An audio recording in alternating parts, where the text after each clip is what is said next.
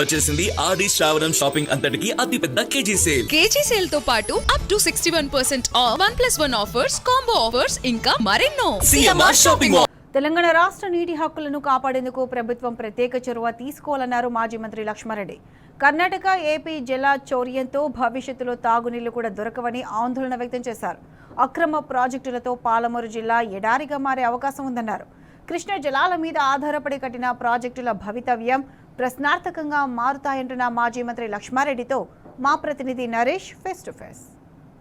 కర్ణాటక రాష్ట్రం కృష్ణా, భీమా నదులపై అక్రమంగా ప్రాజెక్టులను నిర్మిస్తుంది. కిందకు చుక్క నీరు రాకుండా ఎక్కడికక్కడ నీటిని ఆపిస్తుంది. దీంతో పాలమూరు జిల్లా ఎడారిగా మారనుంది.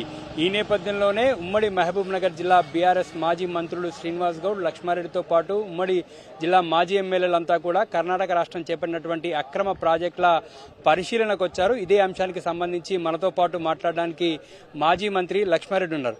సార్, 2 బ్యారేజ్లు కూడా చూసిరు 2 నదుల మీద. ఓ వైపేమో పూర్తిగా నీళ్లున్నటువంటి పరిస్థితి, మరోవైపేమో ఎండిపోయినటువంటి పరిస్థితి. ఇక్కడే ఇలా ఉంటే భవిష్యత్తులో జిల్లా పరిస్థితి ఎలా ఉండబోతుంది? ఈరోజు మేము భీమా నది పైన, తర్వాత కృష్ణా నది పైన కర్ణాటక చేపడుతున్న ప్రాజెక్టును పరిశీలించడానికి రావడం జరిగింది. వారం రోజుల క్రితం తుంగభద్ర నది మీద ఏదైతే ప్రాజెక్టు కడుతున్నారో అది కూడా పరిశీలించడం జరిగింది. అది ప్రభుత్వం దృష్టికి తీసుకురావడం జరిగింది. మరి ఇవాళ ఇక్కడ కూడా యాక్చువల్ ఇక్కడ ఇది గూగల్ అనేది ఇక్కడ పాత ప్రాజెక్టే.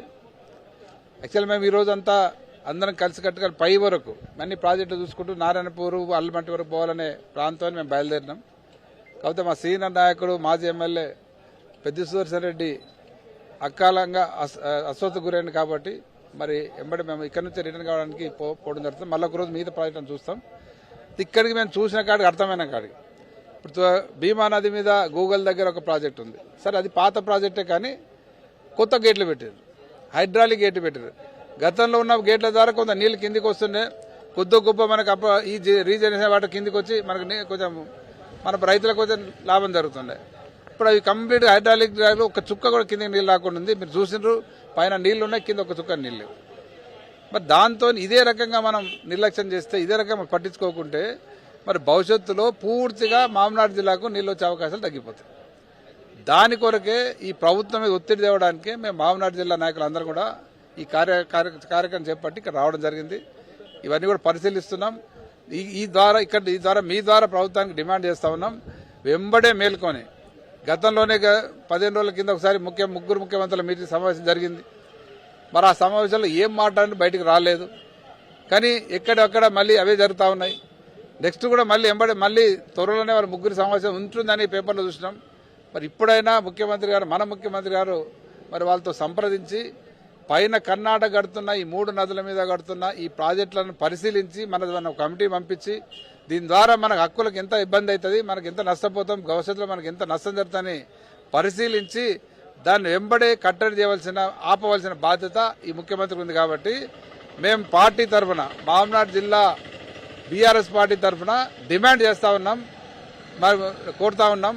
దాన్ని వెంబడే కార్యక్రమం చేపట్టడం డిమాండ్ చేస్తా ఉన్నాం. తుంగభద్ర, భీమా నీళ్లను పైనే ఆపుకున్నారు. మనమేమో ఇక్కడ తెలంగాణ రాష్ట్రంలో అనేక ప్రాజెక్టులు చేపట్టినాం. ఈ ప్రాజెక్టుల భవిష్యత్తు అంతా కూడా ప్రశ్నార్థకంగా మారుతుంది. అదే మేము చెప్పేది. అందుకే మా పార్టీ తరఫున కార్యక్రమం చేపట్టి ఈ 3 నదులను పరిశీలించడం జరిగింది. తర్వాత గతంలోనే పాలమూరు లిఫ్ట్ ఇరిగేషన్ కంప్లీట్ చేయాలని డిమాండ్ చేయడం జరిగింది. మేము పాదయాత్ర చేస్తామని అనౌన్స్ చేస్తే మరి ముఖ్యమంత్రి గారు దిగొచ్చి జిల్లాకు వచ్చి పర్యటన చేసి ప్రాజెక్టును చూసి మరి దాన్ని రివ్యూ చేసి మేము తొందరలోనే నీళ్లు ఇస్తామని అనౌన్స్ చేసిపోయిండ్రు. మరి అది ఇప్పటికైతే ఏం పని జరగట్లేదు. అంటే దీన్ని మేము 2 రకాల మా డిమాండ్ ఏంటంటే, మామనాడు జిల్లా మెయిన్ ప్రతిపక్షంగా మా డిమాండ్ ఏంటంటే ఉన్న ప్రాజెక్టులు కంటిన్యూ చేస్తలేరు. కేసీఆర్ గారు ముందు చూపుతోని తెలంగాణ రాష్ట్రం వచ్చిన తర్వాత మరి గతంలో నష్టపోయిన మామనాడు జిల్లాకు నీళ్లు ఇవ్వాలనే ఉద్దేశంతో పాలమూరు లిఫ్ట్ ఇరిగేషన్ స్టార్ట్ చేసి పాత పెండింగ్ ప్రాజెక్టులను కంప్లీట్ చేసి నీళ్లు ఇవ్వడం జరిగింది. కొత్త project Palamuru lift irrigation start చేయడం జరిగింది, ఒక దశకు తీసుకురావడం జరిగింది. అదే మా ప్రభుత్వం ఉంటే ఒక 6 నెలల్లోనే మొత్తం నార్లాపూర్ నుంచి కర్వెన వరకు 4 రిజర్వాయర్లు పూర్తిగా నింపేవాళ్ళం. ఇటువంటి కరువు పరిస్థితుల్లో ఆ నీళ్లే గ్రౌండ్ వాటర్ పెరుగుతుండే, దాంతో ఆ ప్రాంతం ఇబ్బంది లేకుండా ఉంటుండే. ఈ కరువు వచ్చినా అప్పుడే మా కేసీఆర్ గారు చెప్పారు, రేపు భవిష్యత్తులో తెలంగాణ రాష్ట్రంలో 2-3 సంవత్సరాలు వర్షాలు లేకున్నా వర్షం మీదకు చూడకుండా మరి ఇక రిజర్వాయర్ నింపుకుంటే మనకి ఈ ప్రాంతానికి నీళ్లు అవకాశం ఉంటుందని ఆలోచన చేసి చెప్పడం జరిగింది, డిస్కస్ చేయడం జరిగింది. ఆ దిశగానే ఆ ఆలోచనతోనే మరి పెద్ద పెద్ద రిజర్వాయర్ ప్లాన్ చేసి అవి కంప్లీట్ చేయడం జరిగింది. మరి ఈరోజు కాళేశ్వరం దగ్గర కూడా అదే రకంగా అన్ని రిజర్వాయర్లు కంప్లీట్ చేసి అవి నింపుకుంటే ఈరోజు నీళ్ళ ఇబ్బంది లేదు. కానీ మూర్ఖత్వంతో ఇగోగలకు పోయి తెలివి లేక వాళ్ళకి అర్థం కాక మరి వాళ్ళు అక్కడ కూడా నీళ్ళు వదలడం జరుగుతలేదు. అనవసరంగా నీళ్ళన్నీ సముద్రానికి పోతున్నాయి, కింద ఆంధ్ర పోతున్నాయి, వాళ్ళు వాడుకొని సముద్రానికి వదిలిపెడుతున్నారు. అంటే కేవలం తెలివి తక్కువతనంతోని వీళ్ళకి అర్థం కాని ఆలోచనతో ఈ రకంగా మన రాష్ట్రానికి నష్టం జరుగుతుంది, మన జిల్లాకు నష్టం జరుగుతుంది. కాబట్టి మరి ప్రతిపక్షంగా ఉద్యమించి వాళ్ళ కన్నులు తెరిపించాల్సిన బాధ్యత మా ఉంది. కాబట్టి ఈరోజు మేము రావడం జరిగింది.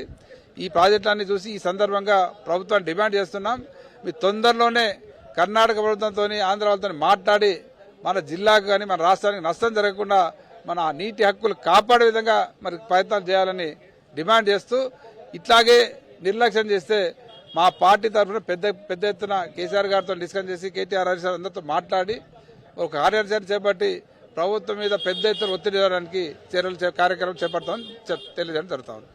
కర్ణాటక, ఏపీ రాష్ట్రాలు కృష్ణా, భీమా, తుంగభద్ర నదీ జలాల్లో నీళ్లను దోచుకుంటున్నాయని, ఈ దోపిడీని అరికట్టాల్సినటువంటి బాధ్యత తెలంగాణ ప్రభుత్వం మీద ఉందని, వెంటనే తెలంగాణ ప్రభుత్వం చర్యలు తీసుకోవాలని మాజీ మంత్రి లక్ష్మారెడ్డి డిమాండ్ చేస్తున్నారు. వీడియో శంకర్తో నరేష్, టీ న్యూస్, గూగుల్ బ్యారేజ్ నుంచి.